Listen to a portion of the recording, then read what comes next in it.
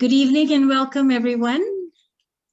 Thank you for joining our third webinar on the Comprehensive and Progressive Agreement for Trans-Pacific Partnership, CPTPP.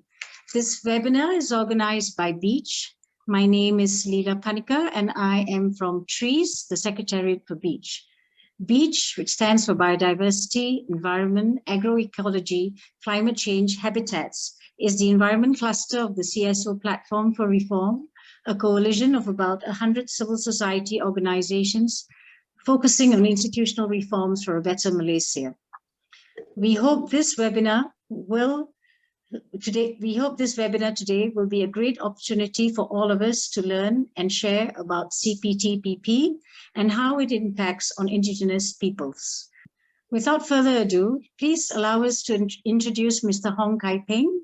He is an ex-chair of the Malaysian Bar Council Committee on Orang Asli Rights and Environment and Climate Change Committee. He has a private practice in the state of Pahang, Peninsular Malaysia, and has been in practice for 36 years. He is currently involved in suits against federal and state governments for environmental and Indigenous people's rights. Mr. Hong Kai Peng will be the moderator for this evening's session. The floor is yours. Thank you, Leela.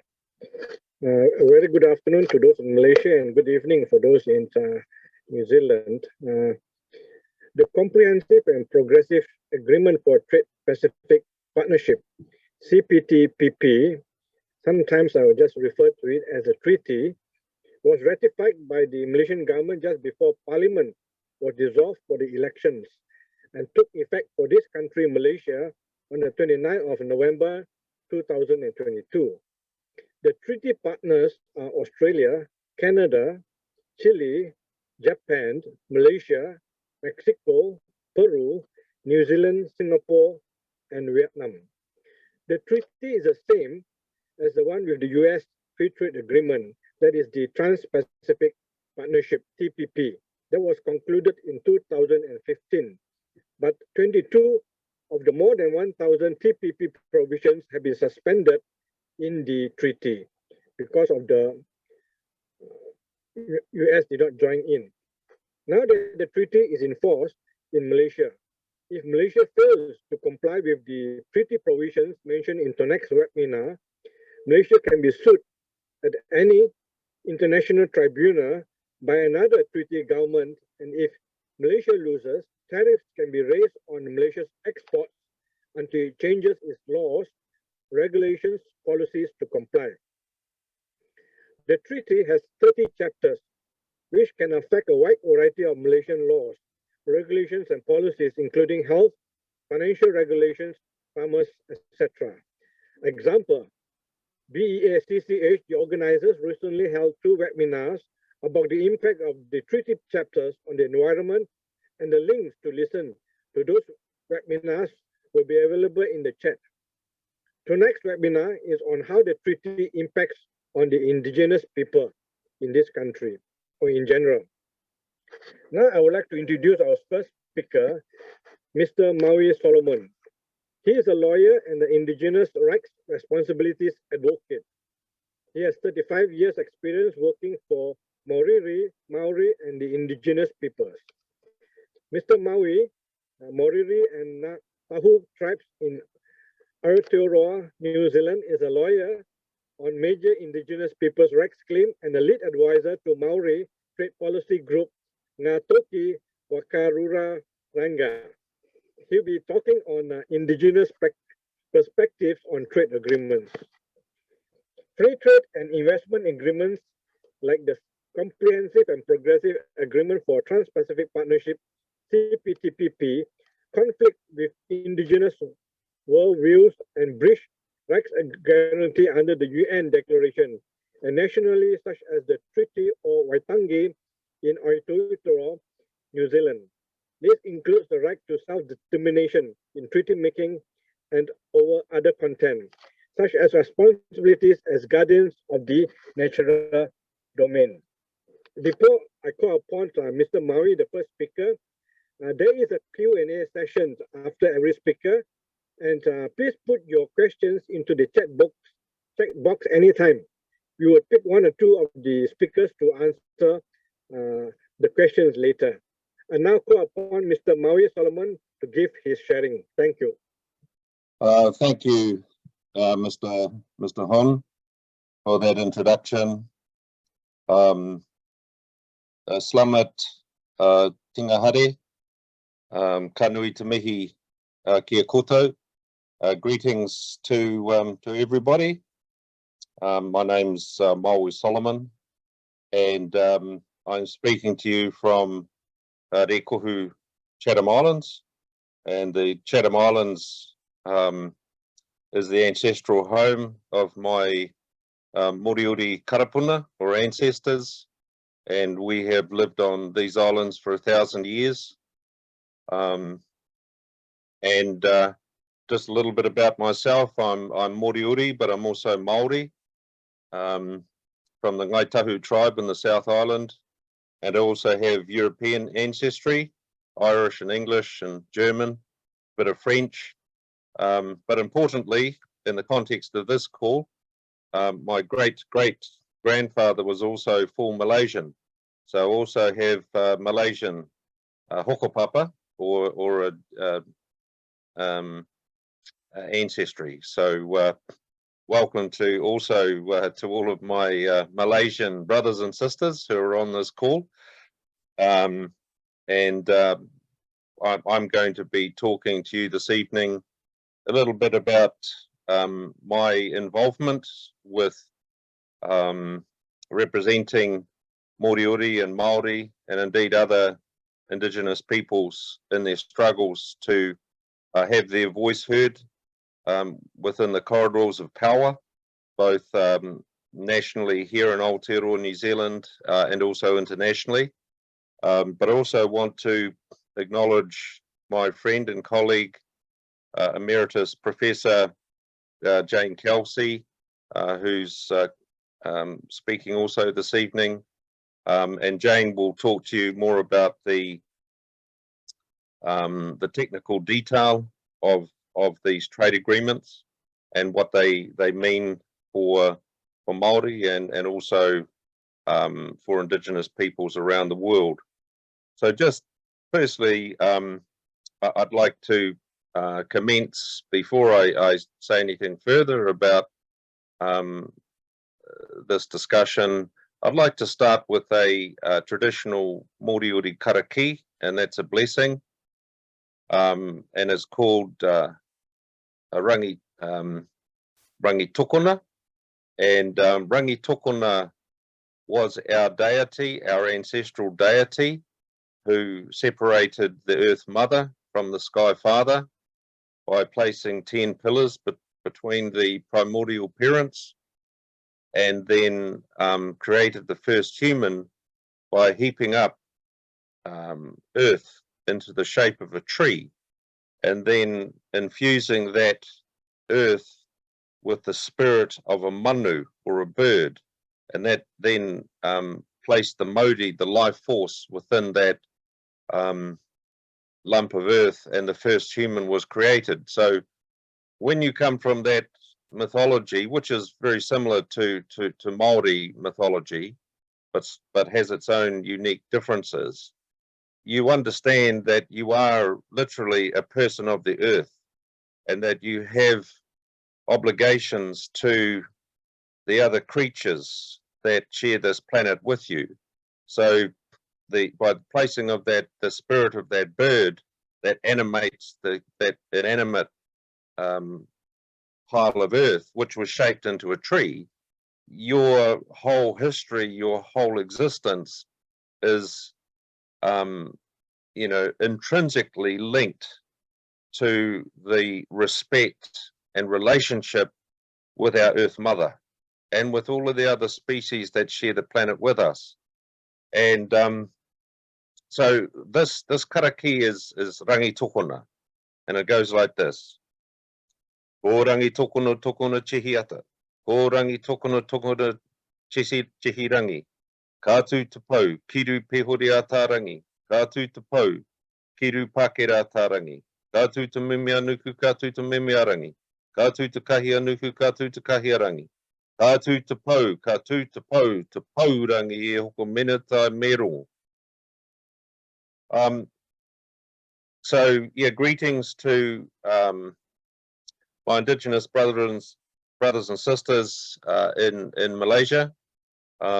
We share the same struggles, but we also share something equally important, and that is our Austronesian and cultural heritage and identity, because Moriori Māori and the Indigenous peoples of Malay are, you know, have that Austronesian connection. So there've been many, over the years, over the decades, there've been many cultural exchanges between Māori and the Indigenous people of Malaysia, who have travelled to Aotearoa, New Zealand, and we've travelled there.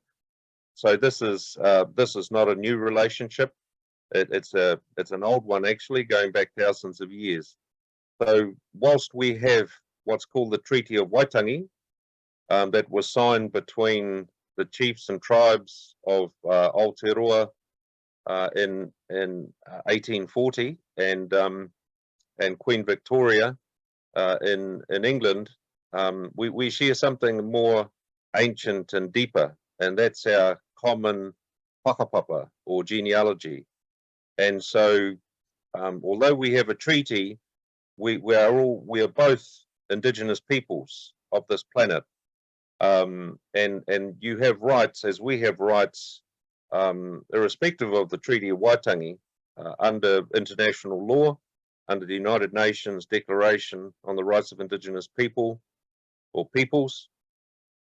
And I had the privilege of attending some of those drafting meetings in Geneva decades ago, it seems. So I'm going to talk to you a little bit about the Treaty of Waitangi and the struggles that Māori have had in recent decades to ensure that our voice and our rights are acknowledged within this context of nation states entering into free trade agreements around the world, and their implications for Indigenous peoples.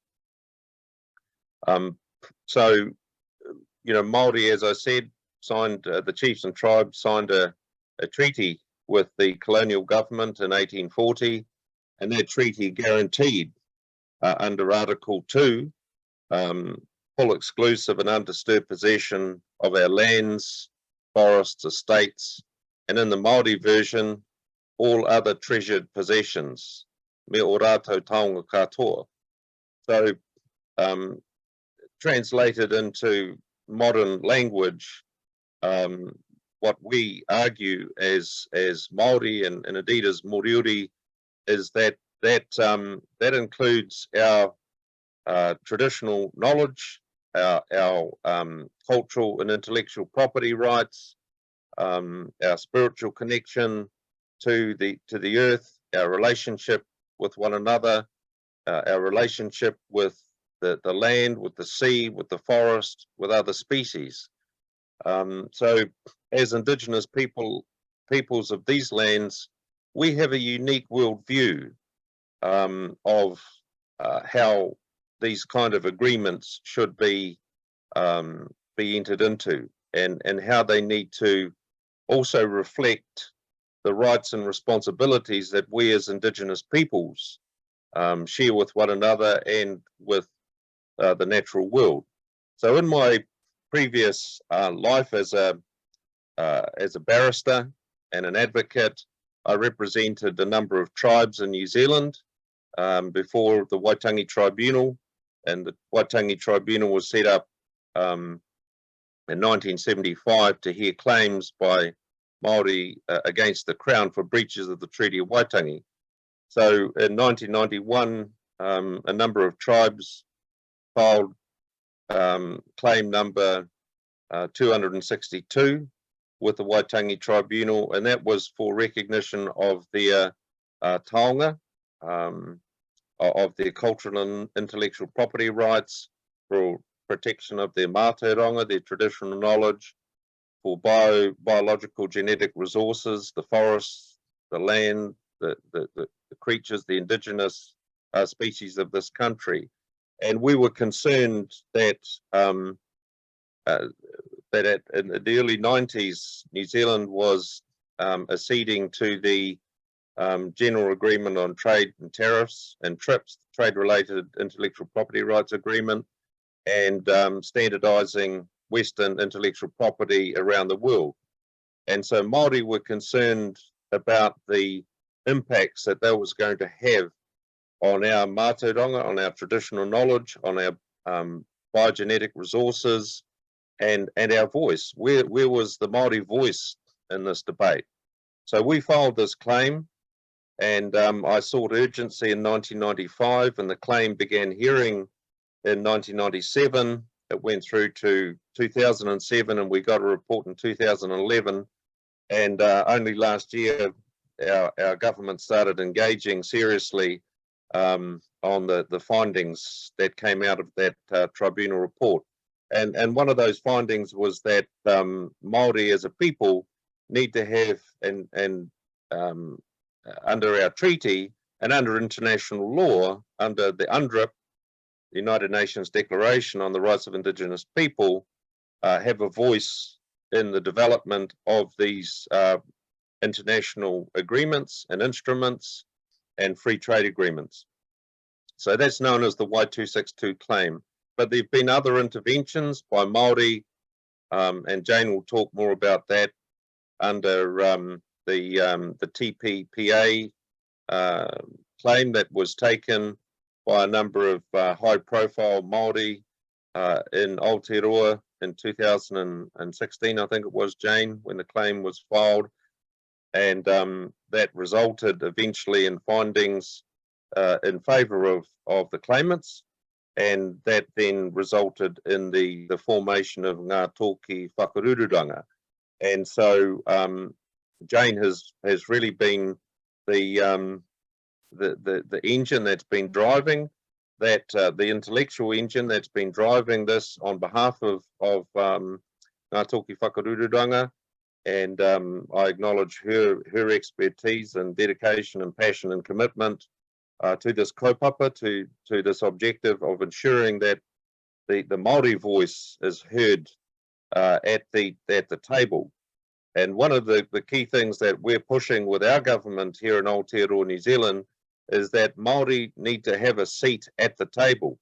They should be at the negotiating table, and not just being fed the odd scrap here and there that falls off that table.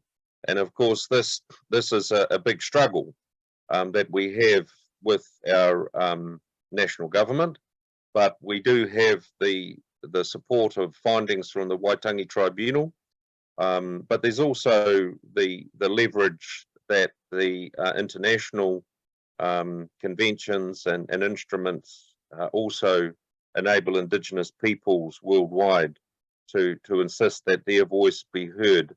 And I just want to say one other thing, that this is not just about rights for the Indigenous people concerned, because our argument is what's in the best interests of Māori is also in the best interests of our country, of our nation state.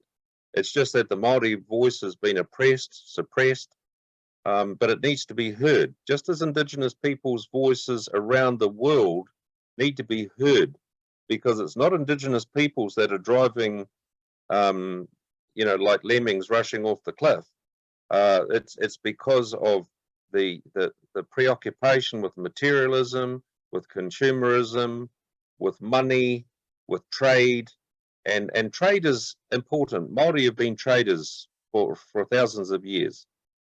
Indigenous people have been trading as well, but there's a lack of spirit in this current environment of always trying to maximize profit, rather than thinking about what is in the interests of not just exploiting the resources for their financial, what we can extract from them, but how do we look after them? What can we give back to those resources? How can we leave the planet in a better place than we found it? So, you know, I think Indigenous peoples worldwide have a huge contribution to make to saving this planet. And it's not just all about trade and profit and capitalism, because if it is, then we don't have a future as humanity. And so these powerful governments around the world need to open their hearts and open their minds and open their eyes and see and listen to this ancient knowledge that Indigenous and traditional peoples around the world still have to offer and to share with the world. And it's not just all about power and money. And so that's an important part of what we're trying to convey. Sure, money is an important thing, and we all want to have security in our lives. We all want to have a home, and we all want to have shelter, and we all want to have jobs. But what good are those things going to be if we no longer have a viable planet to live on? And so because of the ancient wisdom that sits within the hearts and the souls of Indigenous peoples in this country and all around the world, that's a vast resource that the world can draw on. And our elders who filed this claim back in 1991, they were mocked, they were laughed at, they were ridiculed by, you know, even our Prime Minister at that time ridiculed them. But the fact of the matter is they were decades ahead of their time. They were visionaries because they could see into the future. Indigenous peoples don't just think in terms of a 3-year election cycle. They think 50 years out. They think 100 years out. What is in the best interest of our people and our planet, of our Mother Earth, of our Sky Father, of Tawhiri Mātia, the god of the winds, Tangaroa, the god of the sea? And what are we doing to look after those beings and those creatures that nurture us? And so we've got to try and think differently, a different paradigm, a different worldview. And this comes back to, it's not all just about trade and materialism and capitalism. There's another component that's absolutely necessary to our survival as a species. And so I'm hopeful that the Indigenous voice of our brothers and sisters in Malaysia is going to be heard by your government. But I also am a realist and a pragmatist, and you know, I've had 40 years experience as an advocate for my own people and for Indigenous peoples here and elsewhere. I know the struggle we're up against, but it's not just an individual struggle. We're all hold hands together. And whenever I travel around the world and I meet Indigenous peoples, we might not speak the same language, but we speak to each other from our hearts because we all share the same love and care for Mother Earth and our Sky Father, the planet that we live on, that nurtures us. And we all have those ancient values. And it's time that they came to the surface and were recognized worldwide. The voice was recognized worldwide so that we can make a greater contribution, not only in free trade agreements, but to helping to save our planet. So I think I'm just going to leave it there for now, and there may be questions. Thank you, Mr. Maui, for your forceful sharing about the Maori beliefs and how you're so much part of the environment and how you actually can contribute to the national development. I got a couple of questions here. I know the treaty, the CPTPP, is fairly new. I'm not sure whether you can give any examples how these treaties and these agreements impact on the environment and how you ignore indigenous values and responsibilities, or can you speculate a bit about how you would ignore the Maori rights, values and responsibilities? Just an example, so you can anything. Thank you. Yeah, thank you, Mr. Hon. So in terms of the CPTPP, you know, we're concerned about our mātauranga, our traditional knowledge, and how that's potentially going to be exploited. We're concerned about protection for our cultural and intellectual property rights, and that the intellectual property rights system, it wasn't designed to recognise, protect, reflect an Indigenous way of looking at the world, because Indigenous intellectual property rights are private property rights, they're monopolistic rights, and they're for a period of a short duration, whereas Indigenous rights are intergenerational, they're relationship based, they're not necessarily financial based. So we have two conflicting systems at play here, and so you know, the World Intellectual Property Organization has been battling with this conundrum for the past 25 years, and I've attended some of those meetings. So we're trying to ensure that there are mechanisms incorporated into the CPTPP, and it's up for review, that give proper recognition, reflection and protection of Indigenous worldviews that we share, and also the care for a better care for our natural environment, and how our knowledge is going to be transmitted. You know, digital technology is moving very quickly, so we say there aren't sufficient protections within the current CPTPP agreement to provide those kind of assurances, and so we have been arguing very strongly, and particularly through Professor Kelsey, to put to our government that they need to be more responsive to you know, recognising Māori self-determination, what we refer to as tino rangatiratanga, and that we actually have a seat at the table, that we're not just kept in an outer office and fed little bits of information here and there that they think that we are capable of receiving and understanding, because it's not just what's in the best interest of Māori, but what's in Māori interest is in our nation's interests. And so we're urging our government to speak to other governments and say, well, actually, you know, we have a constitutional relationship with our Indigenous people, and that their voice needs to be more fully reflected in both the CPTPP agreement and any other free trade agreements we have, whether it's with the EU, the UK, United States, and so forth. Thank you, Mr. Maui. Just another question. You have been involved at the United Nations negotiations, and there are also, of course, many Indigenous people groups in many other countries. Is there any movement, or is there any way, or are you trying? Have you been attempting to connect with other Indigenous people groups from the other signatories of the treaties so that they can work together towards assisting one another towards this end? Because some Indigenous people group, I'm thinking even of our own country, Malaysia, are not as coordinated, are not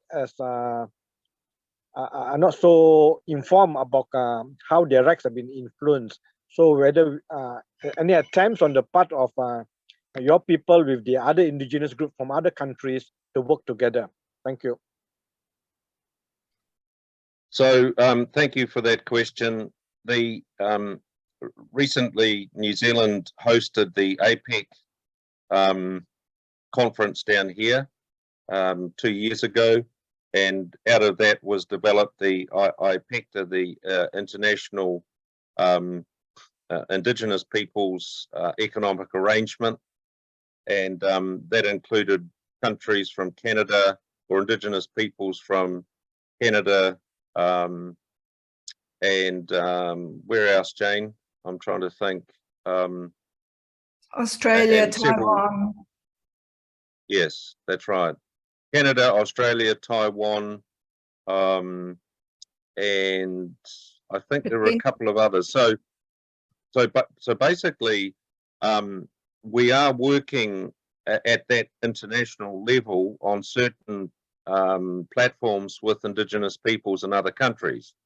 And so we're hoping that that might be something, and we're pushing our government to try and have that platform migrated into other free trade agreements and with other countries that also have Indigenous peoples population. So, for example, on the current IPEF, the Indo-Pacific Economic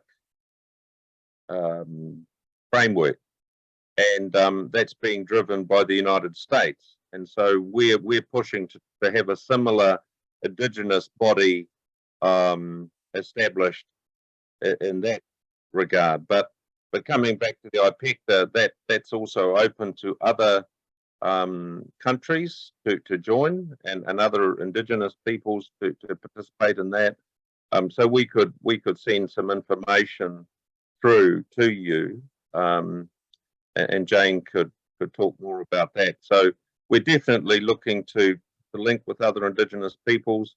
Certainly, whenever we travel, when I travel to Geneva to attend the IGC, intersessional governmental committee meetings on traditional knowledge and genetic sources, we always participated within an Indigenous Peoples Forum, and so yes, there's definitely the ability for Indigenous peoples to collaborate with one another, and with social platforms and internet and those sorts of things, enable that to happen more readily than perhaps it did in the past. Yeah, perhaps one final question. Is there any possibility of the indigenous people joining in the IP race? You know, that means is there any indication or any push, for example, as an alternative, to fighting it, but to join in and patent or copyright your rights and your cultural rights, etc. Is there any push around that line, Maui? So that's a good question, and Māori, some years ago we formed a what's called the Māori trademark toi iho, and we registered that trademark to protect the rights of Māori artists and carvers and writers, and so we had a mark of authenticity that could be used to distinguish authentic Māori artwork from fakes or wannabes. But that's still, you're having to operate within a system that even when you have the trademark, if there's a breach of that trademark, you still have to have the resources to pursue a legal case, and they can run into the hundreds of thousands of dollars. So what we've been doing down here, particularly through the Y262 claim, is to advocate for a sui generis, a bespoke or unique system that would recognise the uniqueness of Indigenous peoples' cultural heritage, property, Mātauranga traditional knowledge, and those sorts of things. And so we're currently in negotiations with the government to develop that very thing as a sui generis system of laws. And they don't all have to be black letter law or legislated for. They could be codes of ethics, or there could be educational models developed and put information out there that educates people about the right ways and the wrong ways of interacting or utilizing traditional knowledge or traditional or expressions of that knowledge, and accessing knowledge of plants and medicines. So there is a lot of work happening both here and and around the world. There's the International Society of Ethnobiologists. They've been going since 1988, and they come together every 2 years, and they bring Indigenous peoples together with academics and researchers to look at a more respectful way of accessing traditional knowledge of plants and medicines and those sorts of things. So there are national and regional and international initiatives that are happening, but it's just a matter of sort of connecting with those and then maintaining some kind of momentum. Thank you, Mr. Maui. Perhaps a real final question. Can you quickly tell us a bit about this Waitangi Tribunal, how it functions and what is its purpose? Thank you. Okay, a good question. So the Waitangi Tribunal, let me just go back a little bit in history. And so the colonial government set up institution, the Native Land Court, back in the early 19th century, in the 1860s, hey? And to basically fragment Māori customary land and individualise title to the land. So Māori lost most of their land through colonial structures that were imposed on them.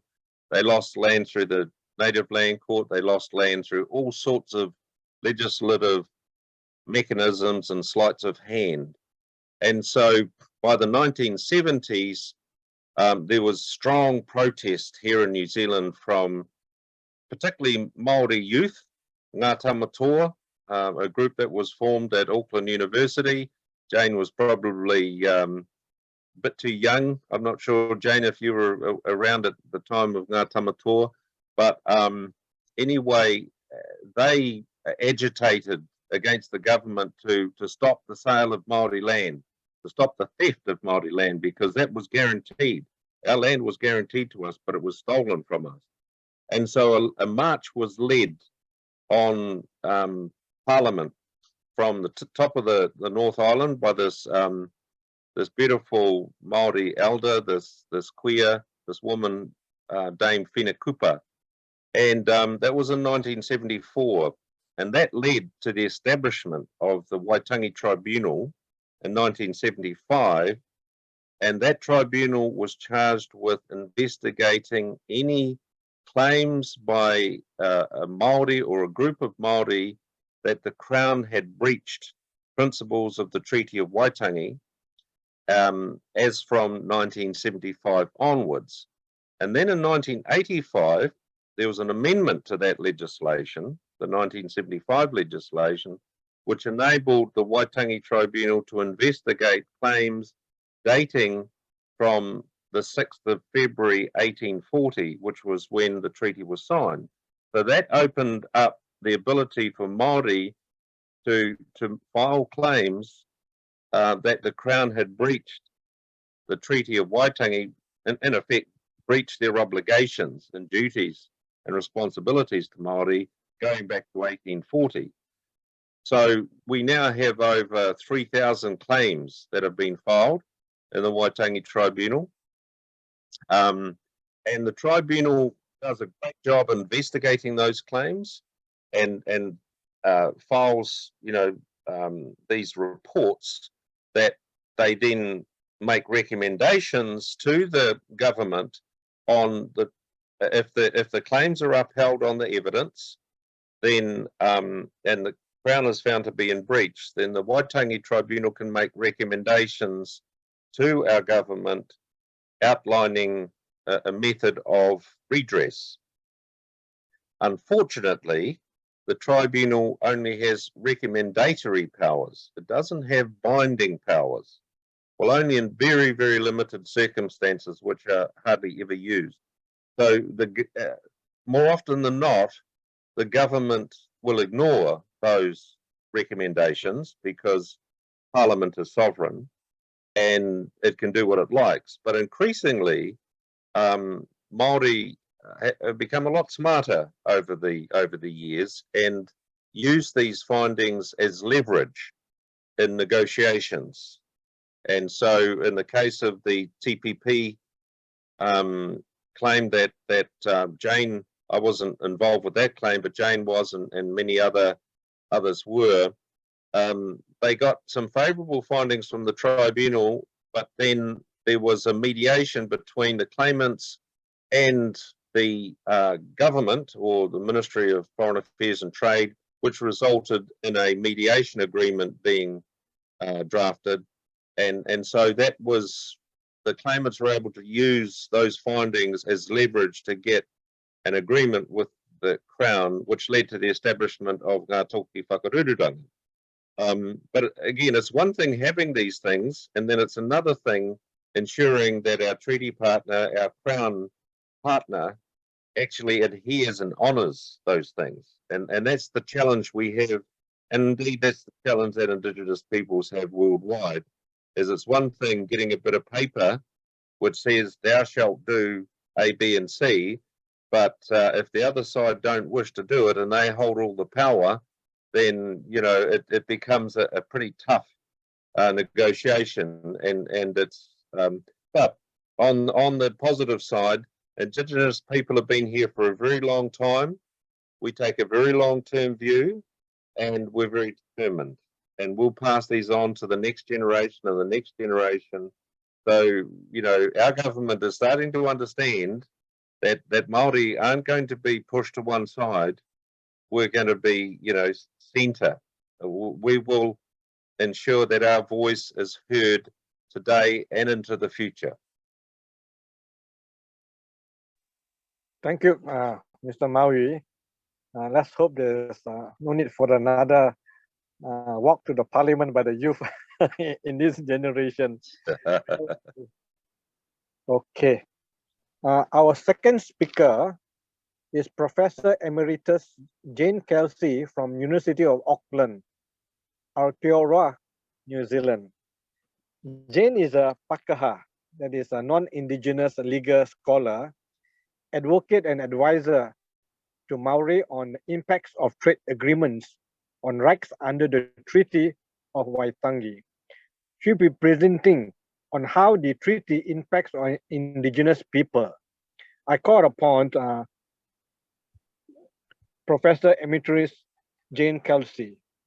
Now, negotiations for the treaty has silenced the Indigenous people that negatively affected Māori, challenged the treaty as breaching the government obligations under the Treaty of Waitangi on the issues of secrecy, engagement, digital and inadequate exceptions, along with the issues of investment, procurement, transparency.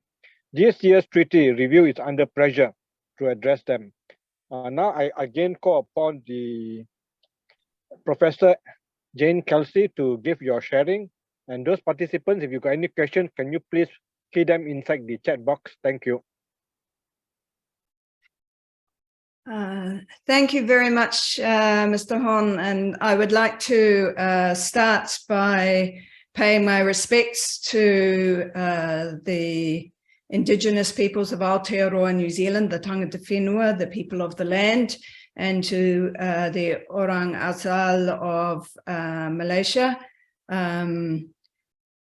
As Maui has said, we have a great deal to learn. We also have, as non-Indigenous peoples living within their lands, responsibilities to see that wrongs are righted and that the future indeed benefits us all in the way that Maui Solomon was talking.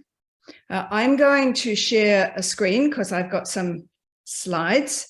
And as Maui said, I'm going to do a bit more of the technical part. So I hope that you can all see that. And as Maui said, he and I are both working to support and do technical advisory work for an entity called Ngā Toki Whakarururanga. And if you think that is a difficult name, I can assure you that it is chosen for a very good reason. It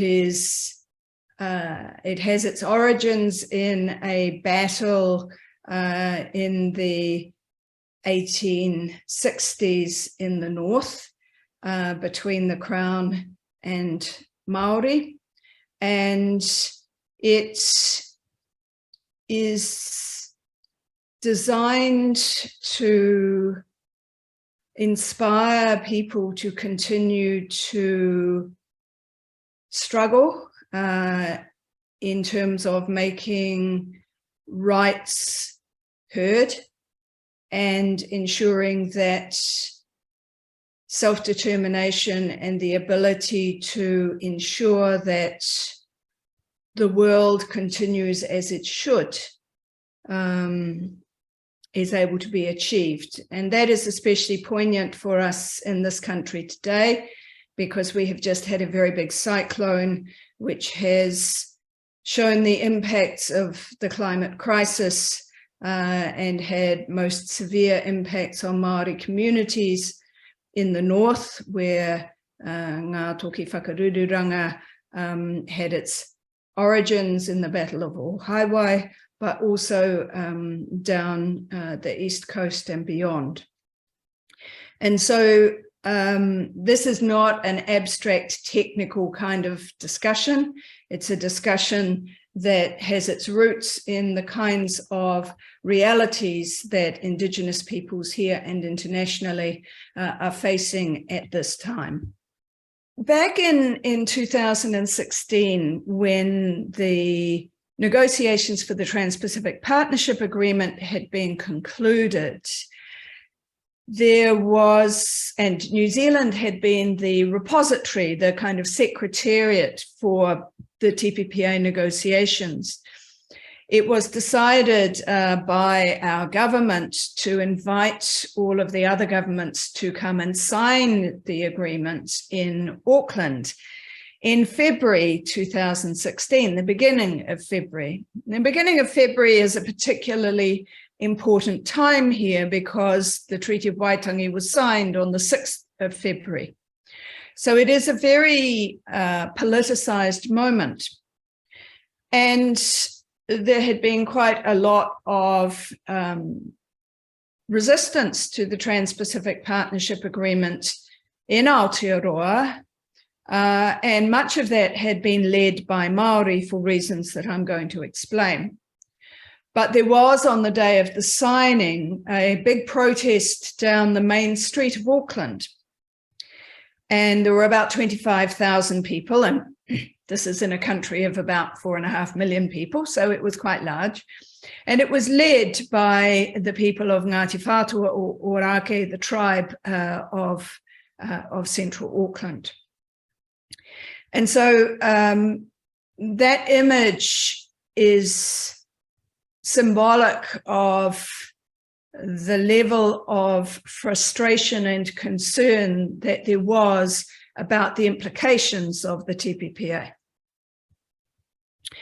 And that was not just based on this particular negotiation. As Maui Solomon has outlined, there has been a long history of resistance from Māori to colonisation and to one of its modern forms, of which the TPPA and the CPTPP is part of it. And that has included in the past concerns that are largely centred on the exploitive model of economic relations that are central to many of these agreements. And that has included APEC, the Asian Development Bank, as Maui said, the TRIPS agreement at the World Trade Organization, where there was an attempt to have a supplementary order paper through the parliament to exclude Māori from the TRIPS, and that only lost by 2 votes. I'm not sure quite legally how it would have worked, but it showed that it was a really significant issue.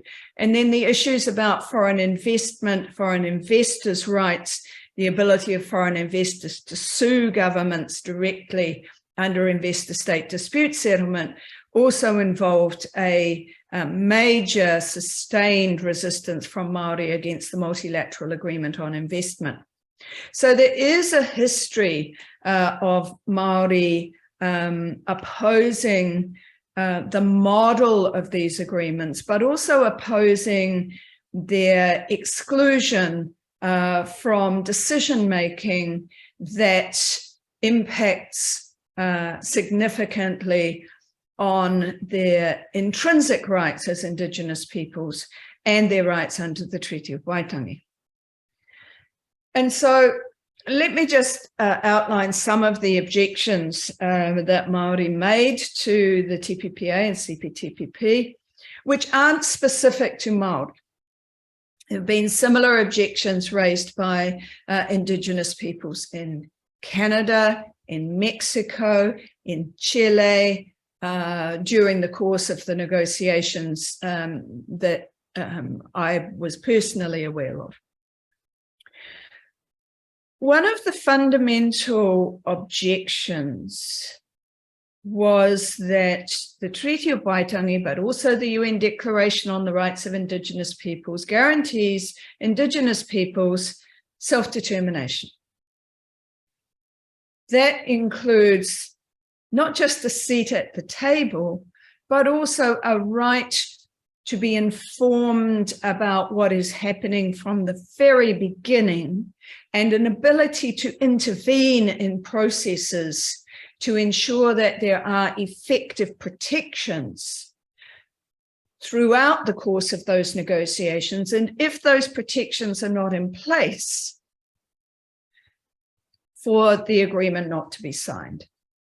And what happened in the TPPA, carried over to the CPTPP, was that all of our governments, including those who joined a little later, such as Malaysia, signed up to a secrecy agreement that the US demanded, which was to keep all of the negotiating documents secret, not just to the end of the negotiations, but for a period of 4 years after the negotiations were concluded.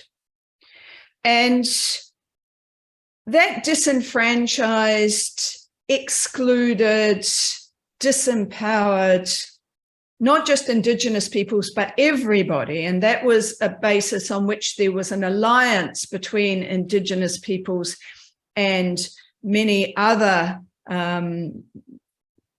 trade unions, environmental groups, even some of the business communities who did not trust what was happening behind closed doors. Because if it's good for us, then tell us so that we can participate in those processes. A second set of objections were the denial of rights of self-determination over decisions and resources that the agreements themselves affected. And so, for example, one of the issues that arose in the intellectual property chapter of the TPPA and continued into the CPTPP was the US insistence that countries had to adopt UPOV 91 on plant variety rights.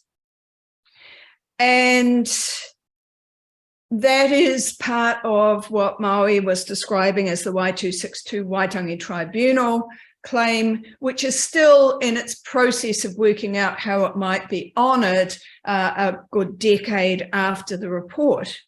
But in the meanwhile, the government was going to be signing up to an agreement that would shut the door on the ability to deliver Māori control over those resources.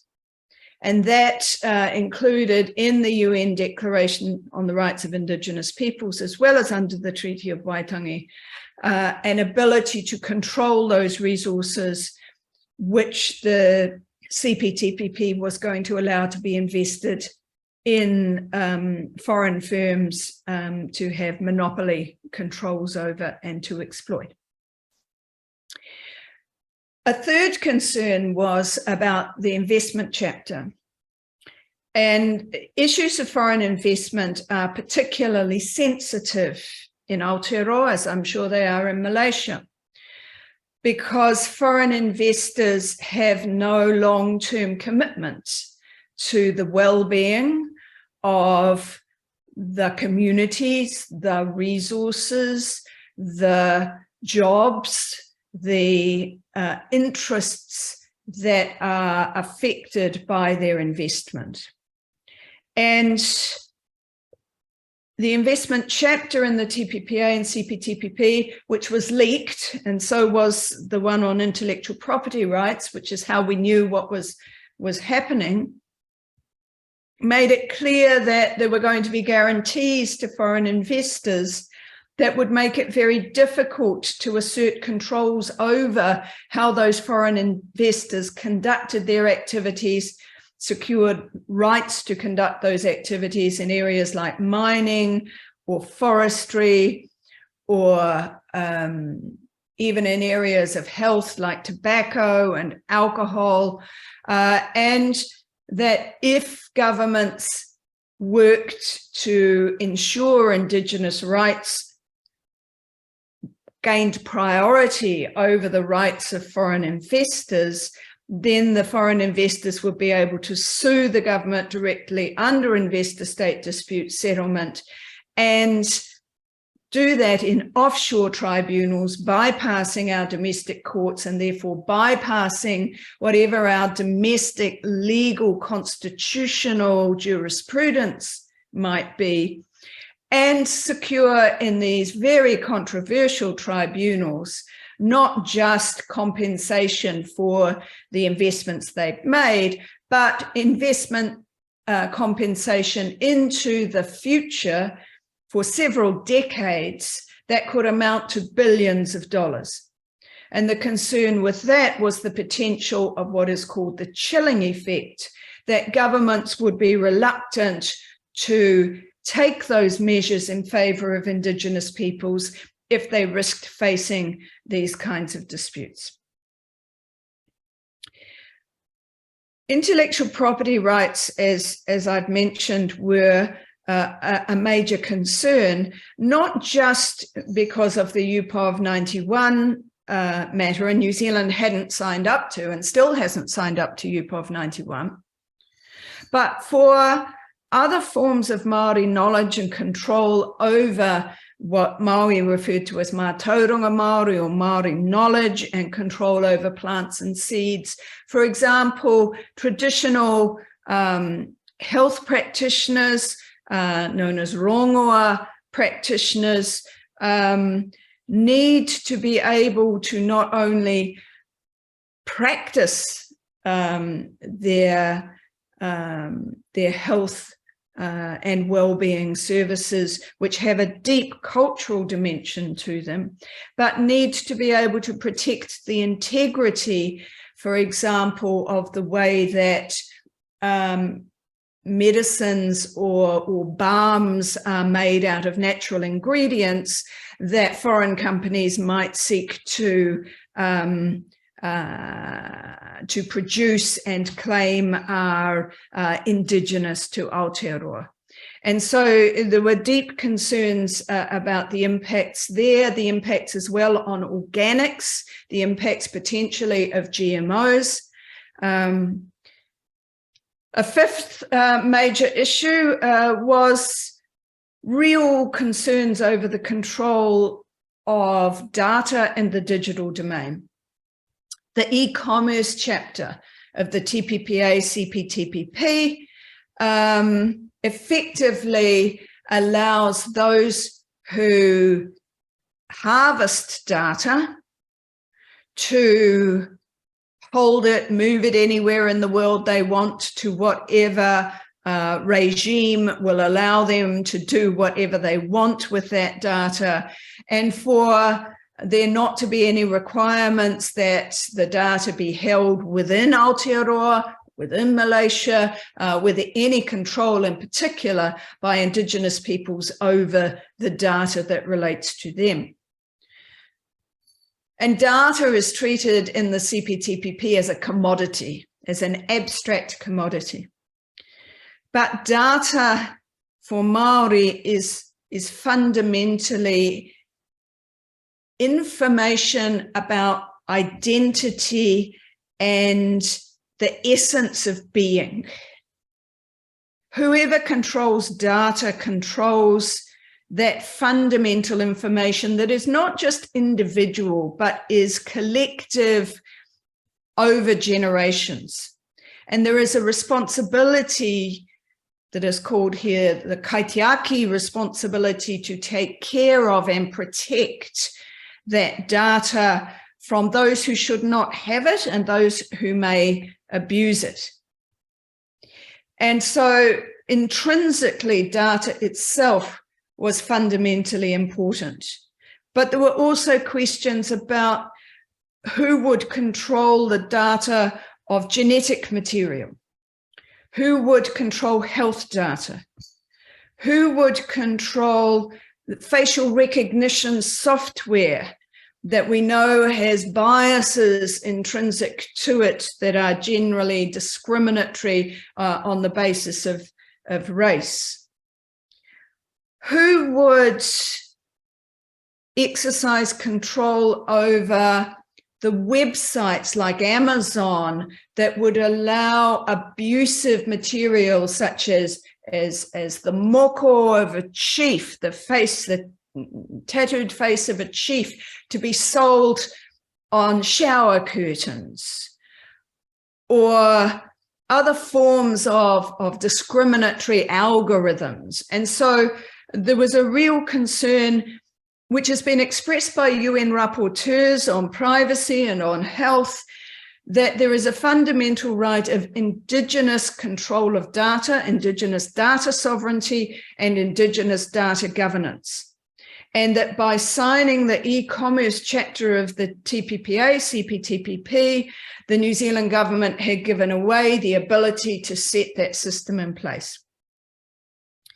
And finally, a lack of general protections, including exceptions that might be raised if there were possible disputes.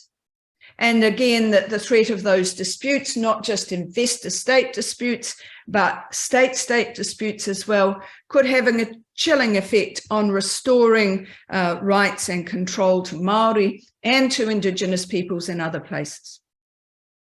So that's the framework of just some of the concerns. I'm going to move a bit more quickly now. Because of the history of challenges that Māori have made to free trade agreements over time, back in 2001, the New Zealand government started including in free trade agreements a Treaty of Waitangi exception. But it is a limited exception. And it says that so long as measures aren't used as a means of arbitrary or unjustified discrimination against persons of the other party, or a disguised restriction on trade in goods and services, nothing in this agreement shall preclude the adoption by New Zealand of measures that New Zealand government deems necessary to give more favourable treatment to Māori on matters covered by this agreement, including the Treaty of Waitangi. So basically, the government was reserving the right to introduce or keep measures that would otherwise conflict with the TPPA, CPTPP, if it deemed that was necessary to protect Māori interests, but it only applied where there was more favourable treatment or positive discrimination being given to Māori. So it wasn't, for example, adopting mining laws that would prevent offshore mining and fracking which was, at least in part, to recognise Māori rights in relation to the seabed, that's not according more favourable treatment. And so the exception didn't apply to many of the concerns from Māori. It also had these other bases on which there might be some objections raised and still a dispute raised. And whilst the treaty exception says how New Zealand interprets its Treaty of Waitangi obligations cannot be challenged, the rest, including those issues there and whether something was more favourable treatment, could still be challenged. So there has been a fundamental objection from Māori to this exception as not being adequate, even though many other countries don't even have that much. And that was a part of the objection to the TPP. So there was a claim that was lodged in 2015, just before the negotiations were concluded, before the Waitangi Tribunal, claiming that the New Zealand government signing up to the TPPA would breach its obligations to Māori because it would prejudice their rights under the Treaty of Waitangi. But as Maui explained, the tribunal can make findings that the TPPA prejudiced Māori, but it can only make recommendations for redress. And so Māori had decided that this was the only way they could make the government answerable over the TPPA, given that it was happening outside the parliament, it was happening in secret, and it wasn't being held accountable. So the tribunal had firstly a hearing under urgency. Was this treaty exception acceptable? And they said, oh, well, it's not perfect, but it's kind of all right. That was not helpful. But then we went, after the signing, to full hearings on 4 issues. One of them was the lack of engagement with Māori and the secrecy around the negotiations. That went to a mediation, and out of the mediation came a mediation agreement that led to the setting up of this new Māori-led entity called Ngā Toki Whakarururanga. And its mediation agreement guarantees it rights to have a say over the government's approach to trade policy and individual trade negotiations from the time of the mandate through to the time of the conclusion. And it says they are to have an effective and genuine influence over that process. Now, as Maui said, getting that happen when the Crown holds the information, the resources, insists only it will have a seat at the table, is an ongoing battle. And we have that battle now in the context of the review of the CPTPP. A third issue was this requirement to adopt the plant variety rights in the UPOV 91.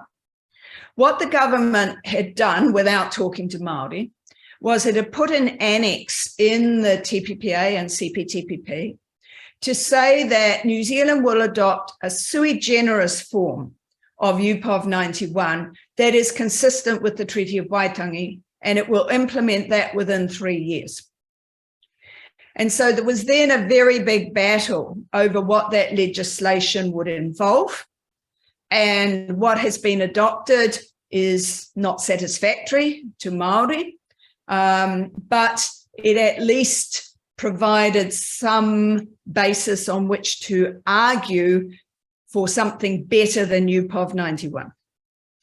And the final issue, which was successful before the tribunal, was that the Waitangi Tribunal said the e-commerce chapter in the CPTPP was a breach of Māori rights to control data and to control their knowledge and knowledge about them, and would make it impossible to deliver Māori sovereignty over data and digital governance as required in the Treaty of Waitangi and the UN Declaration. However, it recommended that this matter be resolved through this new body that had been set up, which is an ongoing process. So there have been some gains. There is a voice to Māori to advance Indigenous approaches to trade, including relational approaches that are not transactional and exploitive. But it's frustrating because many of the other important chapters on intellectual property, investment, etc., continue to ignore key issues.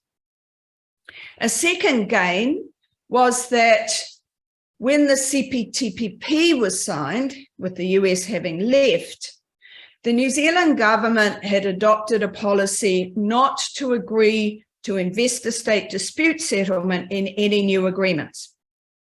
And it was a bit stuck because the TPPA had ISDS.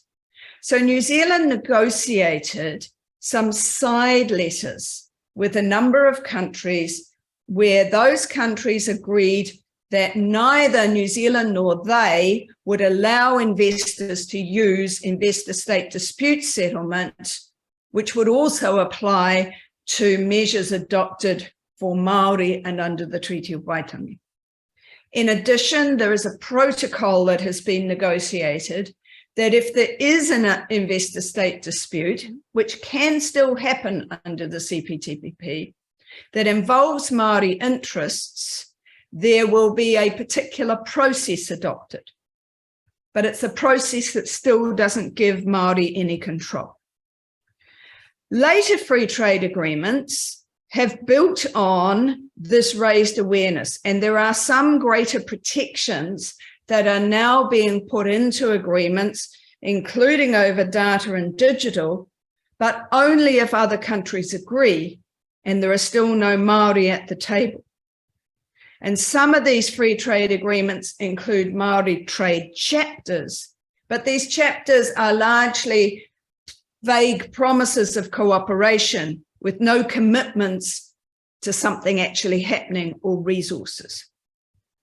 So let me conclude with just a few observations about what lessons there might be from the New Zealand experience for Malaysia's Indigenous peoples who face similar concerns in the CPTPP and in other negotiations. I'm involved at present on behalf of Ngā Toki Whakareriranga, along with some others, on the Indo-Pacific Economic Framework, or IPEF, that involves many of these same issues. And so there are spillover effects that we need to recognise from the CPTPP for other negotiations. Now, often you're told that a country can't withdraw from these agreements. Well, of course they can. Malaysia could withdraw its ratification of the CPTPP at 6 months' notice.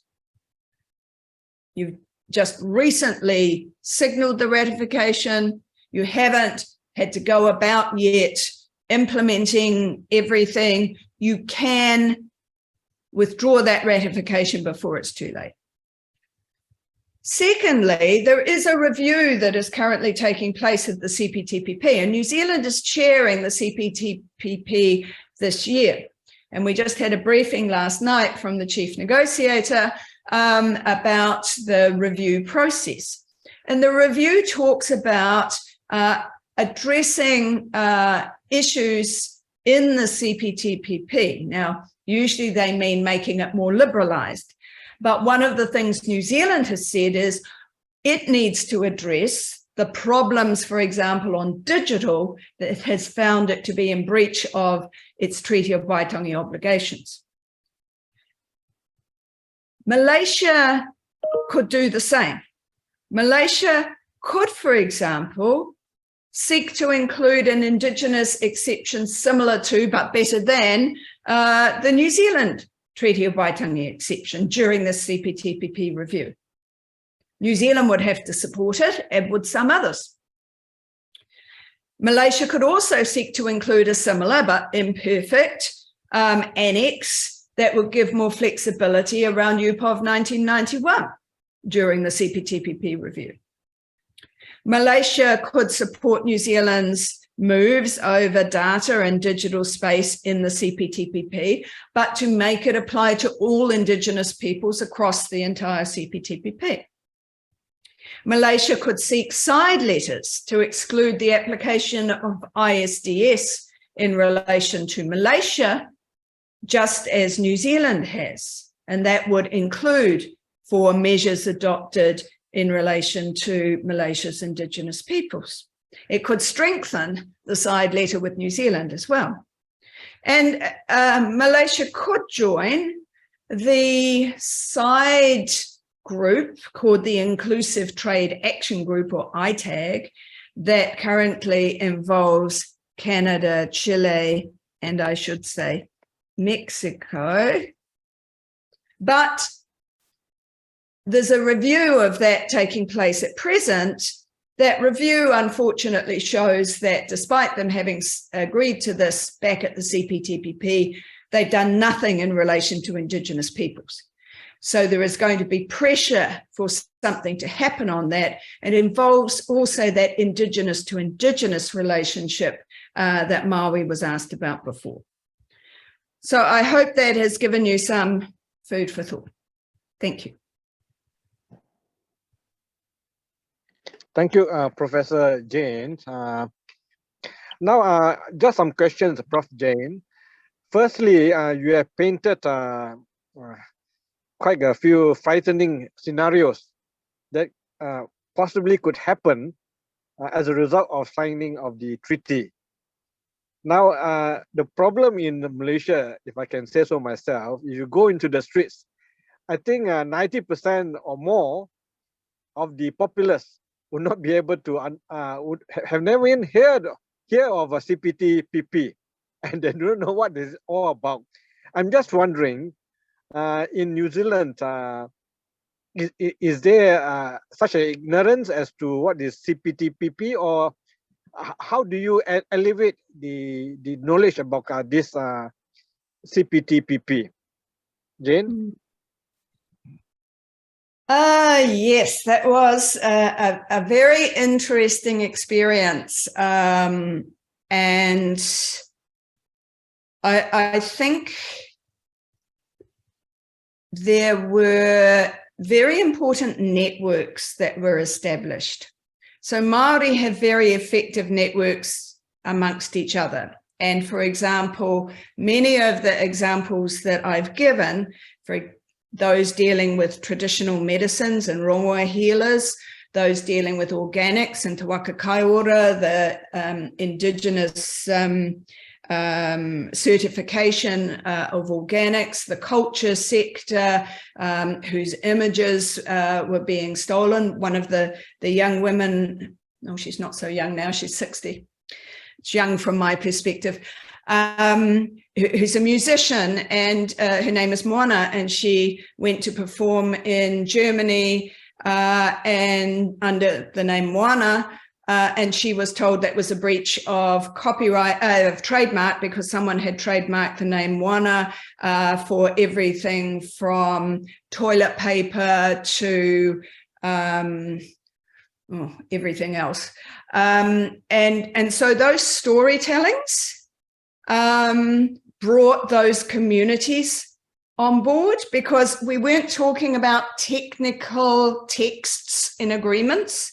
We were talking about what the impacts would be. Big issues here about mining, especially offshore undersea mining, which, as Maui explained, is about Tangaroa, the god of the sea, and the protection of the of that entire ocean ecosystem, but also the spiritual dimension of that, the climate issues, there were so many issues that, and water was a very big one.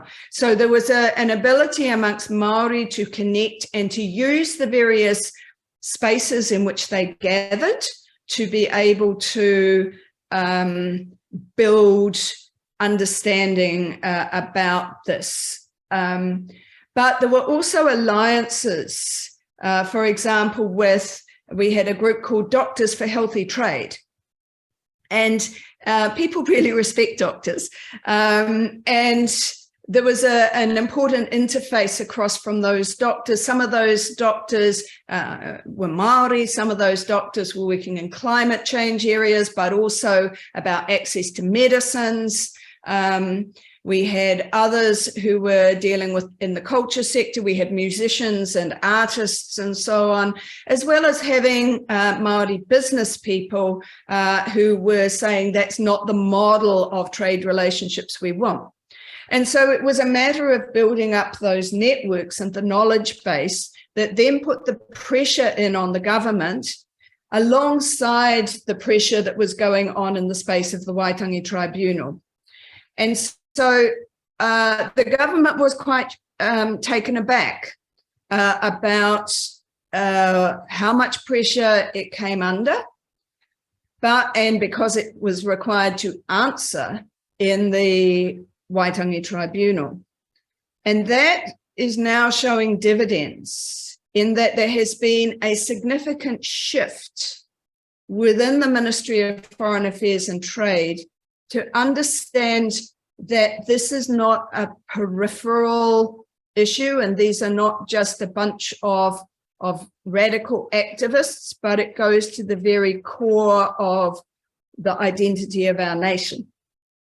And so I think for Malaysia, part of what has happened in Aotearoa is to open the door, is to do a lot of that groundwork about identifying the issues, but also forcing our government to put things on the table that allow you to get your government to piggyback on those. And so I think we're in a very different space from when we were running the TPPA campaign from 2010 to 2016. Okay, thank you, Prof. Jane. Now in Malaysia, we don't have a treaty of Waitangi. We don't have a constitutional provision which preserves the rights of the Aborigines or the indigenous people. How can we learn from your experience over there in New Zealand in this area?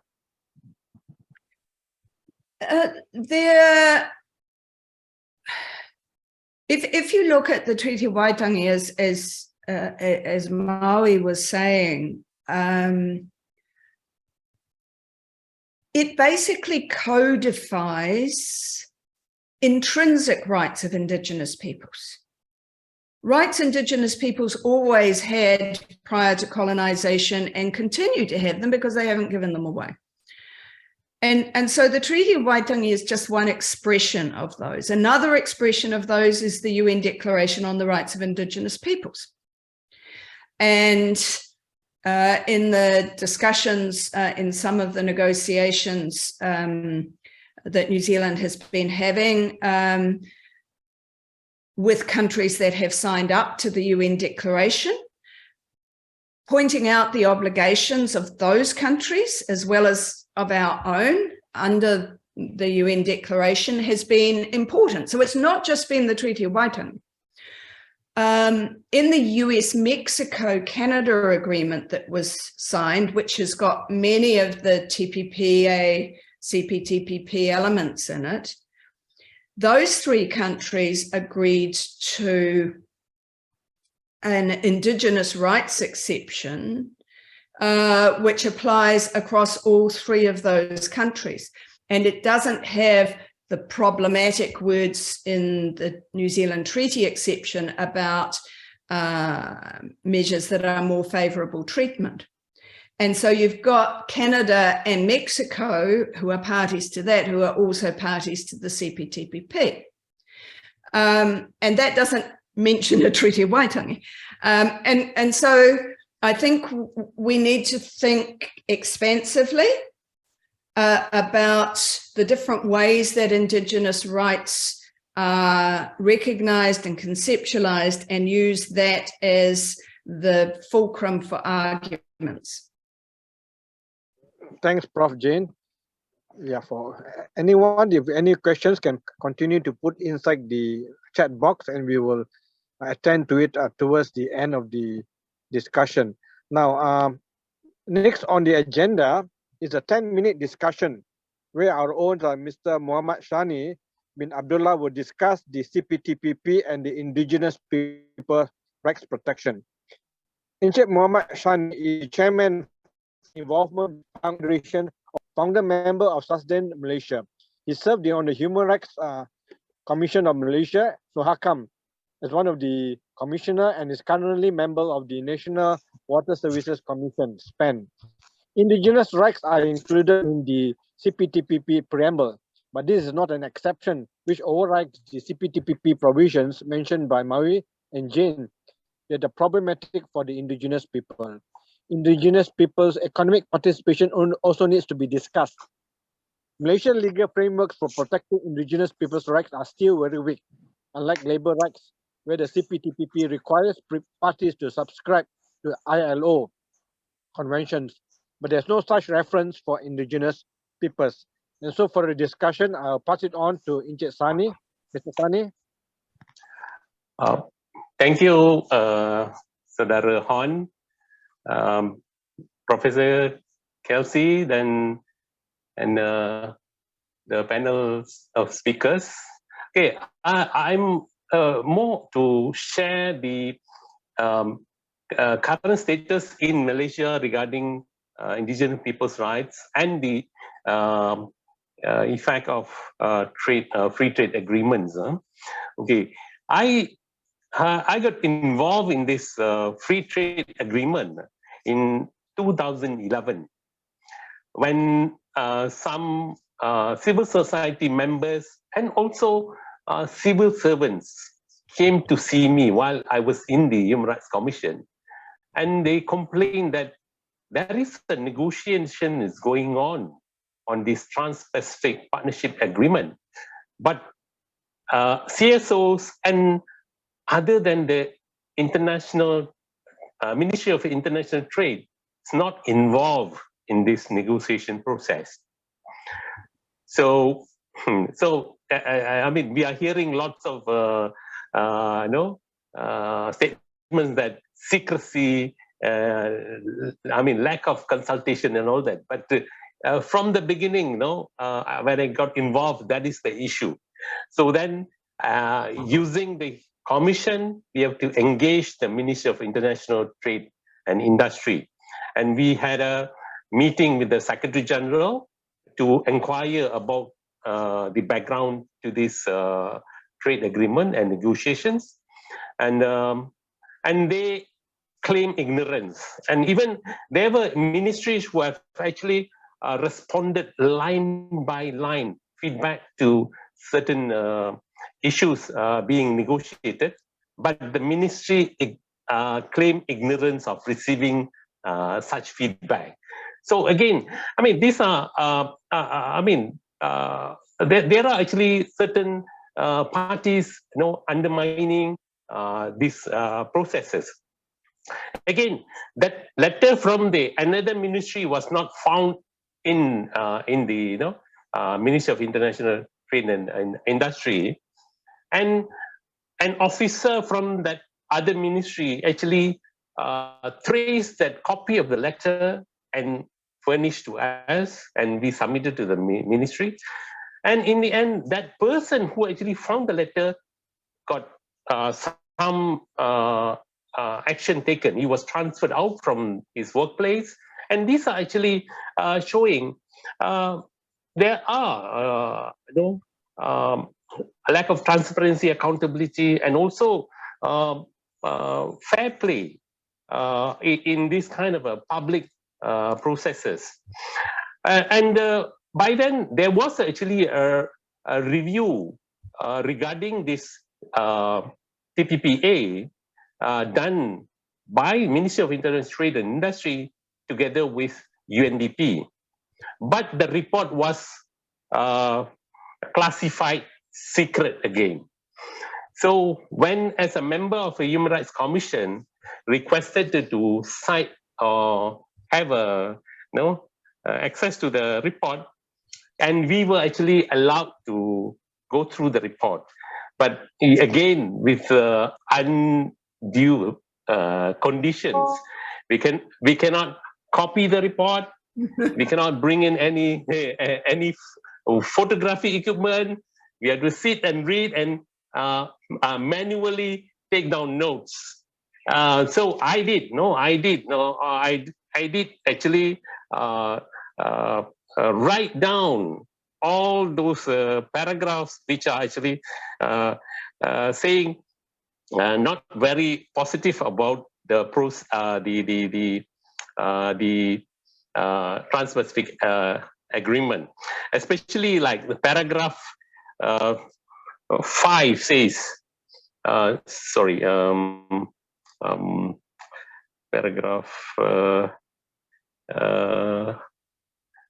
5. Yeah, so government intervenes in the rice and tobacco industry to safeguard the income and livelihood of thousands of producers and rural households.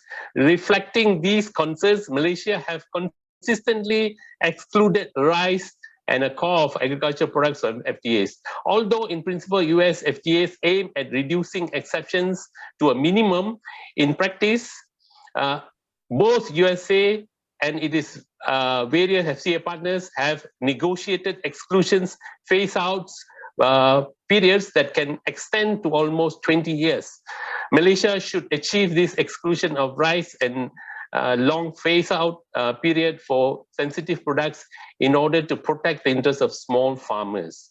I mean, this is one of the paragraphs in many paragraphs I wrote down, and I still have the record in my email. It was done in 26 July 2012. So, I mean, these are actually background to many articles or parts of the agreement which actually undermines the public interest. Again, we are actually talking about CPTPP, but actually most of TPPA negotiated documents are actually part of CPTPP now. So only that US is not included. So TPPA documents are part of CPTPP. Okay. In CPTPP, there are also side agreements regarding indigenous and traditional knowledge. At the same time, we have very secretive negotiation going on Malaysia signing up to UPOF agreement. And again, I always remind everyone, UPOF is not an international body like UN. They utilize or they use sort of a marketing gimmick to hide behind these certain terminologies. They are a trade association backed up by their government. It is not a UN instrument. So we must differentiate that. And and the provisions under the UPOF are quite conflicting with the rights of the indigenous knowledge. Coming back to the legal framework or the protection of indigenous peoples in Malaysia, the rights of indigenous people in Malaysia is quite pronounced in the Federal Constitution. Under the Article 8(5)(c), it says, for the protection and well-being and advancement of the Aboriginal people of Malay Peninsula, including the reservation of land or the reservation to the Aborigines of a reasonable proportion of suitable position in the public service. It is in the Federal Constitution. And another law provide protection to indigenous people of Malay Peninsula is the Aboriginal Peoples Act 1954. Again, there are provisions requiring the government to identify areas inhabited by the Orang Aslis to be surveyed and applied to the state department, state government to be made indigenous peoples reserve. However, always the reason given by federal government is that land comes under the jurisdiction of the state governments. I mean, this is actually ever-ending, never-ending reason given by the federal government. However, many other projects, I actually in reference to Collins, Federal Land Development Authority is a federal agency. He developed jungle land. Land belongs to state government. I mean, under this judicial state government, and he is able to acquire land from the states and develop into land schemes for land distribution to landless, irrespective of race, actually. But there were very few indigenous people in these schemes. And I'm referring to this to say that federal government is able to acquire land. And actually, and again, under another clause under the federal constitution, it says when there is a need, it is actually obligatory to the state to actually alienate land to the federal use. And it is actually enforceable against the state governments. So, but for the interest of the Aborigines, these provisions are often never used. Again, there were cases taken up by the indigenous people where the court actually, emphasized that federal government has the powers to compel the state to approve the reservations. Again, there are actually many areas approved for Orang Asli reserves, but after even 20 years, those approved areas never been gazetted. Again, whenever the areas are not gazetted, the Orang Aslis become the victim. Often, these lands are actually used for other purposes or alienated to other plantations and other parties, again, with the reason that these reserves are not gazetted. So I am highlighting this as there is actually severe weakness in legal framework to provide protection to indigenous people's rights. No, we are not even talking about trade, indigenous people involved in trade and business. When actually like 20 years ago, when I involved with indigenous people, I got really disappointed. The farmers has to collect the seeds in the wild to plant their rubber holdings.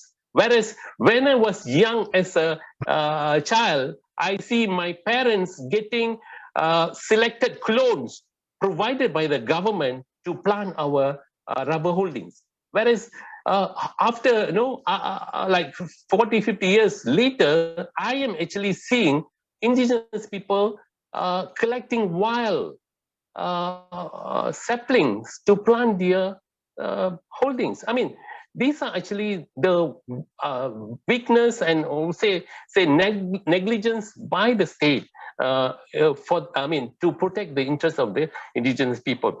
Again, in 1961, there is actually a policy paper stating statement of policy regarding the administration of the Orang Asli in Peninsular Malaysia.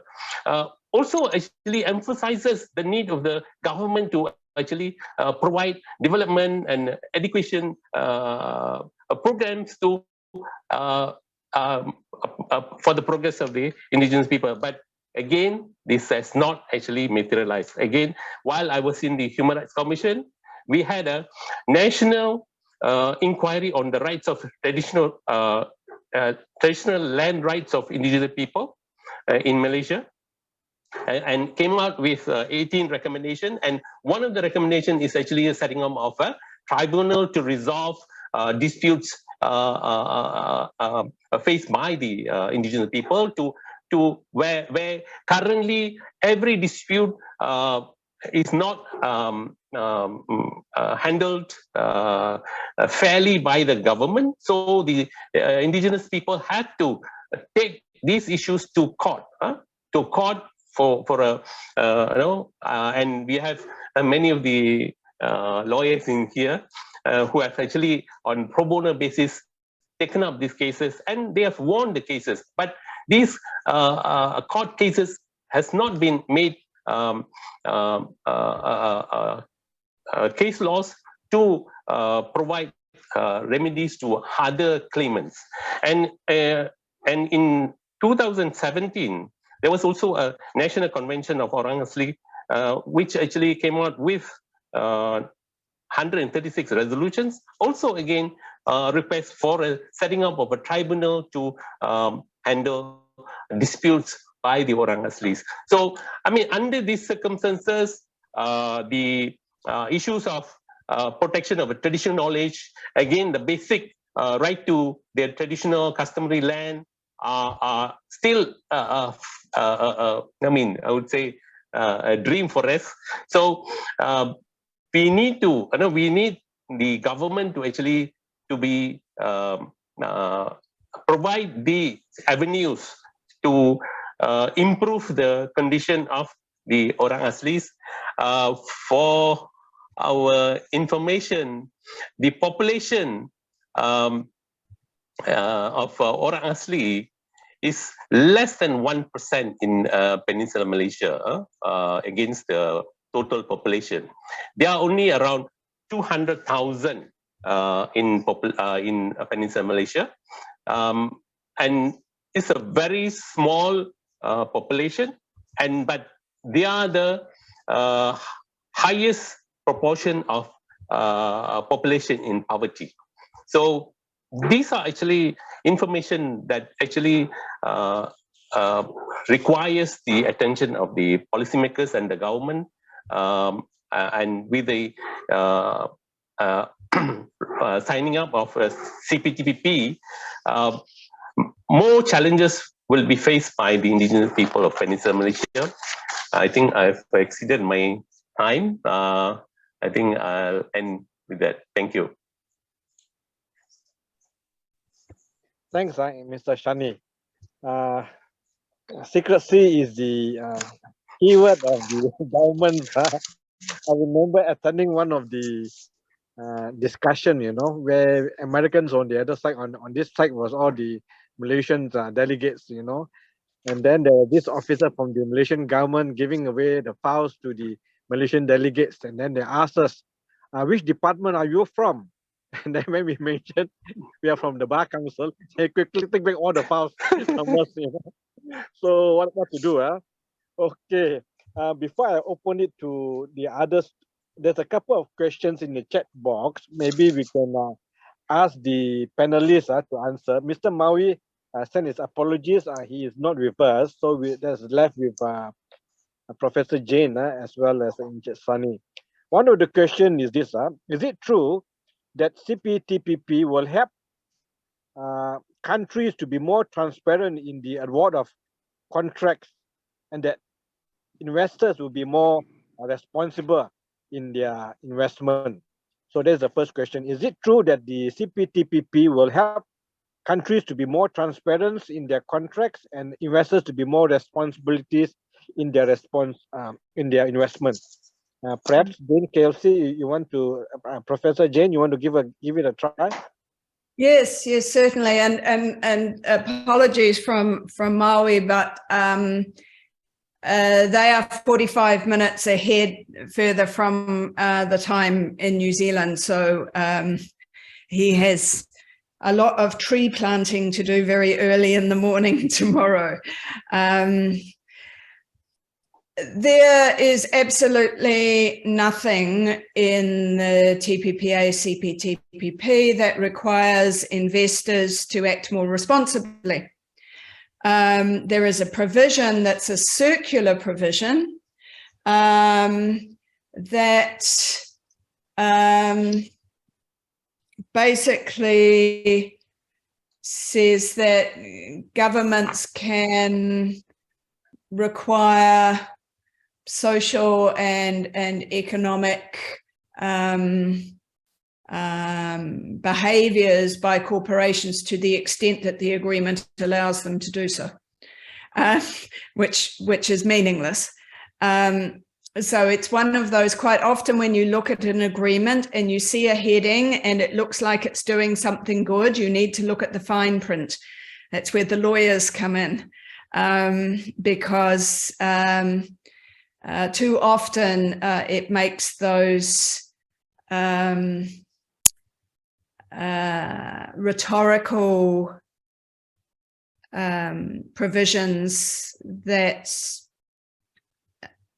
hide rules that are actually about giving guarantees and benefits to the corporations and the foreign investors. So there is nothing in the text that holds them to account. There's nothing in the investment chapter that would effectively allow countersuits. So one of the problems that we have, for example, in investment disputes is that an investor can be really badly behaved, but can't be held accountable for that behavior in an investment dispute if it says, for example, that its rights to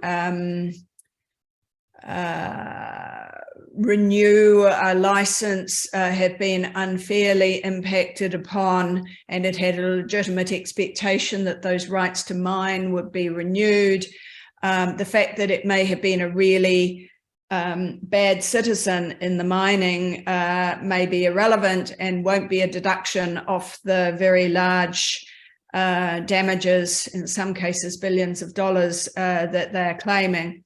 And sadly, the case, especially in Latin America, has been that many of those disputes, for example, involving Chevron or ExxonMobil, have been against measures taken to protect Indigenous peoples and their lands. On procurement and transparency, I wrote a little note in the chat box. The government procurement chapter is complex and is going to be difficult to implement, but there is nothing to stop a government, irrespective of the TPPA or CPTPP, from changing its procurement processes to make them more transparent. And my view has always been decisions about how you go about government procurement, which is about using taxpayers and ratepayers' monies to reinvest in your communities and often to support your local businesses, needs to be designed by the parliament or the provincial governments to achieve the objectives of those communities. Now, yes, there are corruption issues in lots of places, but the TPPA, CPTPP is not going to solve those corruption questions. Those are matters that need to be dealt with domestically. On the benefits, how Indigenous businesses can benefit from the rules in the CPTPP.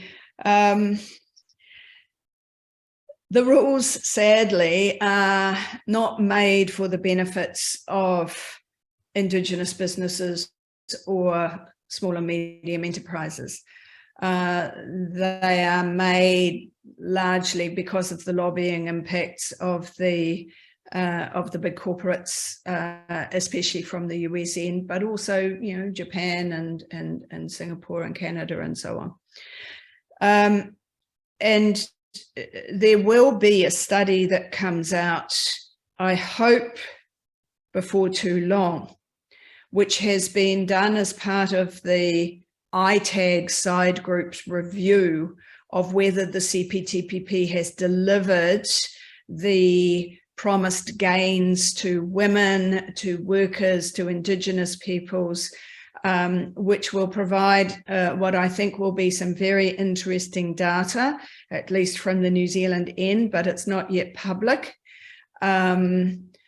But one of the questions that we have always asked is not only how realistic is it to think that small and medium enterprises and Indigenous peoples and Indigenous women's enterprises are going to be able to become significant exporters, and when there is no history of that happening under free trade agreements, and certainly not happening under the kind of digital platforms that are dominated by the platform operators themselves, such as Amazon.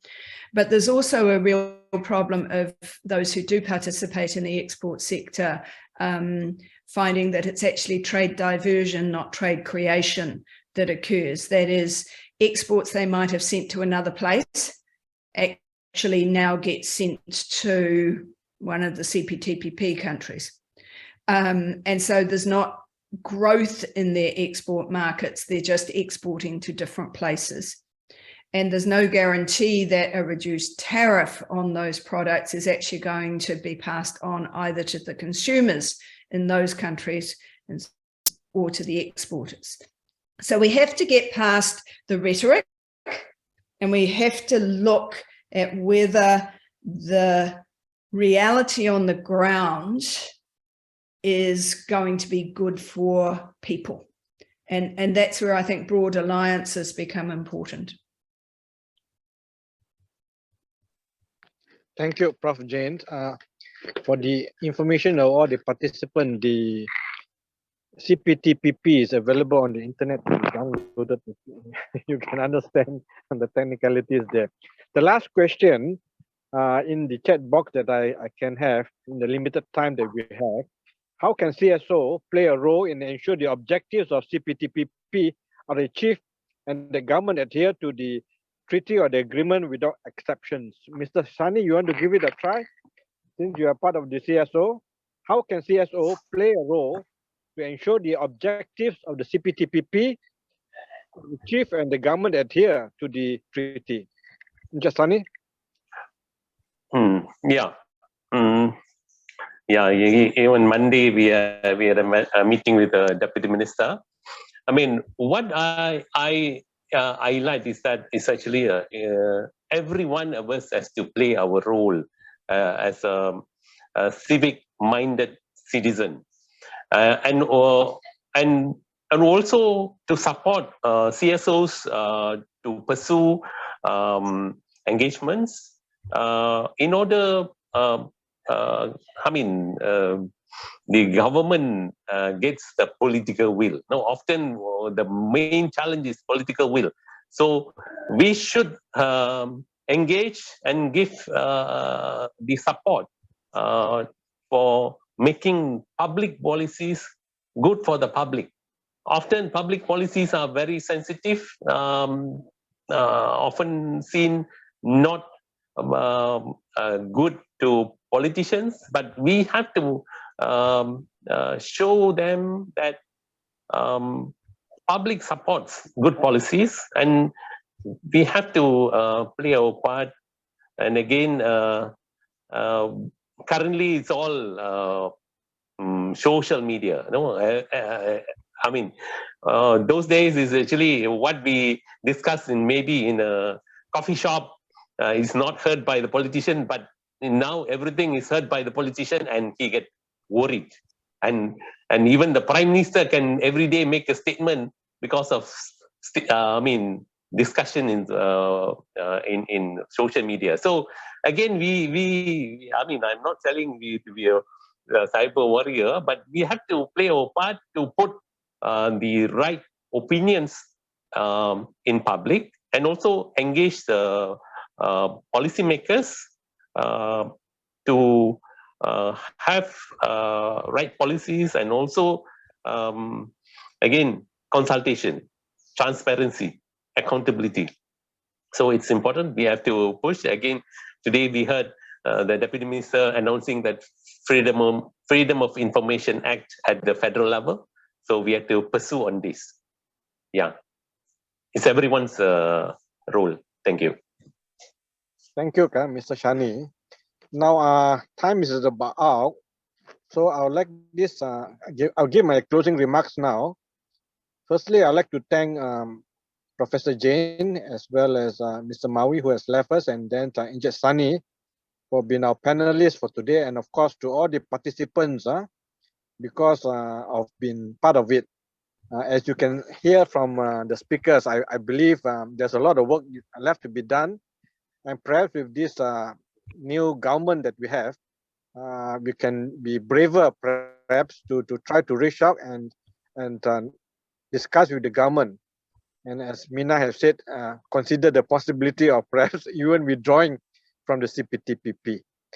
Thank you for everyone. I'd like to hand it back to the organizers. Lila.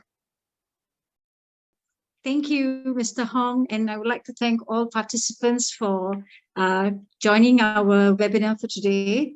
A lot of concerns, I think, after the presentations from Mr. Maui and Professor Jane, and I think we in Malaysia, we need to start working together, and we need to try to start reaching out to the public so that they're better informed and more Malaysians understand the impacts of the CPTPP, not only on the indigenous peoples, but also on Malaysians themselves.